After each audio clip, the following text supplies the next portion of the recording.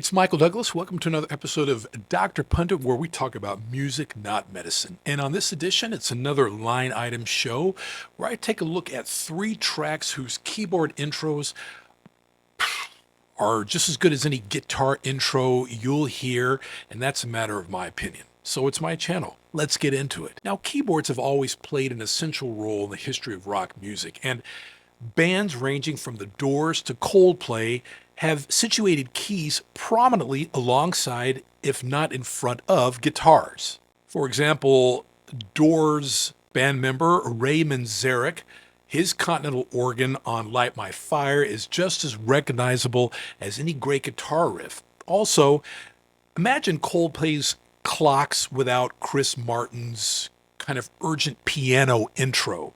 And his piano riff, I would definitely put along, side of any sort of intro where you really don't even need a chorus getting into the track. Now, I'll leave you to find those to play and listen to. Let's get into the first track where I think that keyboards do just as well. And why not talk about the number one hit from 1984 by Van Halen, Jump?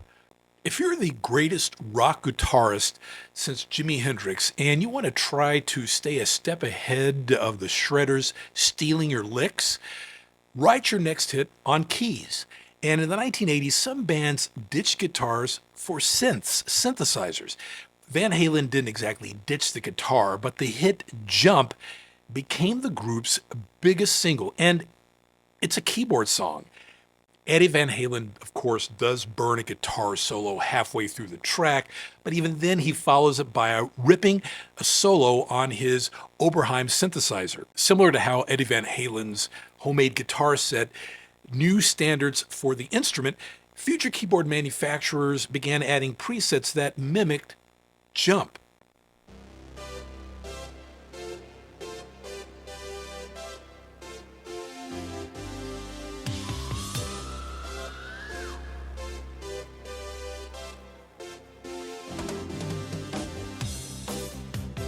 The next track by Radiohead from the Kid A album, which will be 25 years old next year. I can't even believe that. Everything in its right place. Now, following the OK Computer album, Tom York was fed up with rock music, and he borrowed a concept from Tom Waits where you write music on an instrument that you don't fully understand. And the opening track on the album Kid A immediately informs the listener that something has dramatically changed in Radiohead's world. And for starters, not every band member appears on the track. What may have been a piano song in earlier years was now a glitchy electronic piece with tumbling and seemingly randomized lyrics, all of it driven by York's Prophet synthesizer.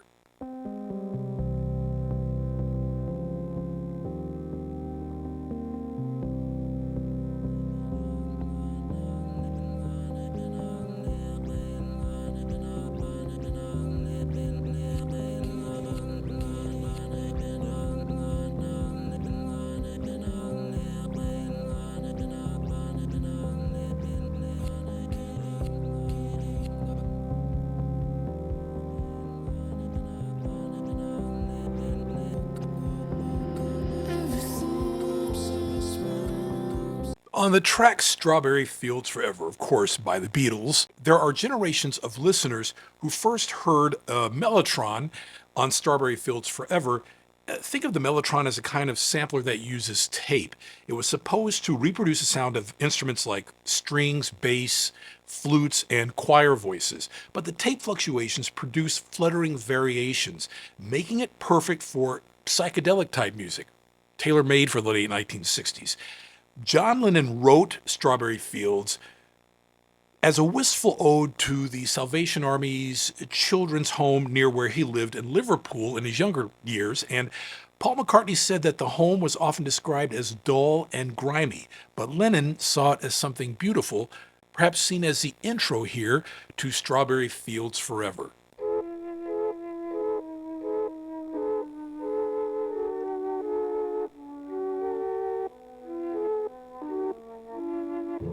Let me take you down. There you have that leading into that track. So, three tracks whose Intros, I think, stand along any side of guitar-driven intro.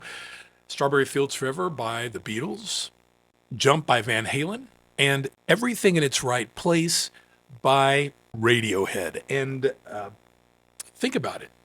I have, and this is the list I came up with. My name is Michael Douglas, and if you like what you see here on the channel, please don't hesitate to like and subscribe. And as the late, great Barry White always used to say, let the music play, and I'll see you on the next episode.